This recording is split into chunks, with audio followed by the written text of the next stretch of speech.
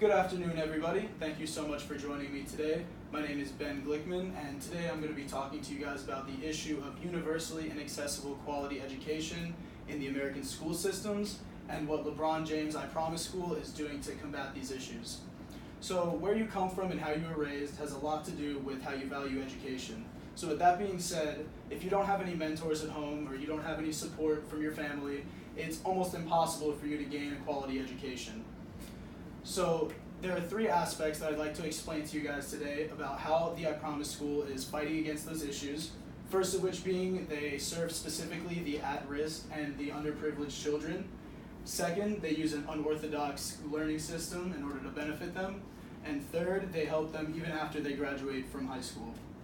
So to start off, what we have to define is what at-risk is. So according to Ms. Moore and the article Child Trends from childtrends.org, at-risk is defined as children who are ill-prepared to join the adulthood based on their environmental factors. According to Ms. Moore as well, the factors that attribute to that are living in a neighborhood with high crime rates, underperforming schools, and also having high amounts of poverty in their cities.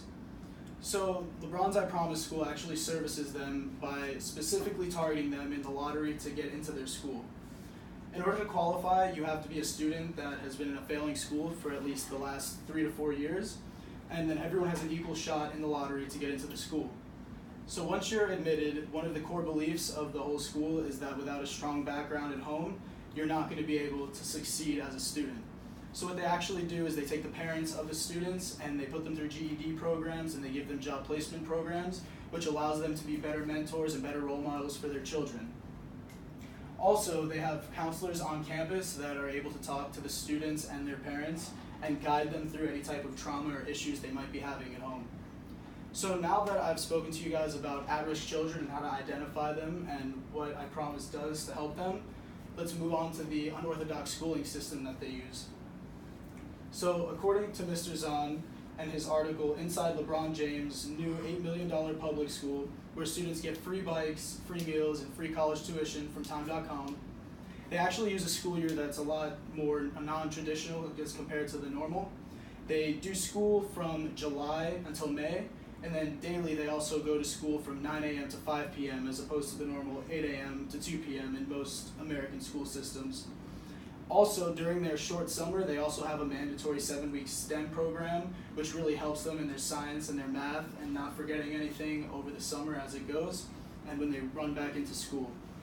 Another thing that's non-traditional about them is they do a lot of classes that are based around non-academics. Like they have support circles that they have to go to every day to learn about social and emotional interaction, which helps them shake the at-risk label of not being able to mesh well in the adult world, because then they'll have the skills from the academics and the skills from their social and emotional training to deal with all types of people. So now that we've learned about what the unorthodox systems that they're using inside of the school are, let's talk about what they do after the school.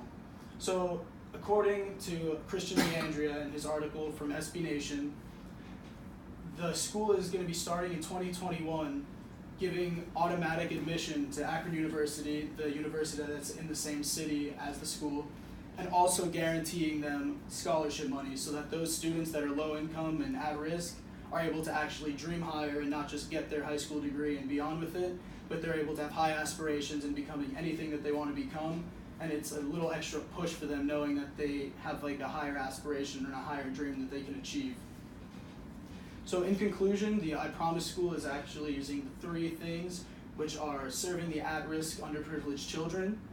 They're using an unorthodox system of learning, and they're providing students with guaranteed college tuition and admission post-school. So with all that being said, if we keep everything in mind and keep everything in general, keep everything together, we can recognize the factors of at-risk students and the at-risk places that they're in, and we can hopefully open more schools like the I Promise School and service those that don't have a good education or a good background. Thank you guys so much for listening.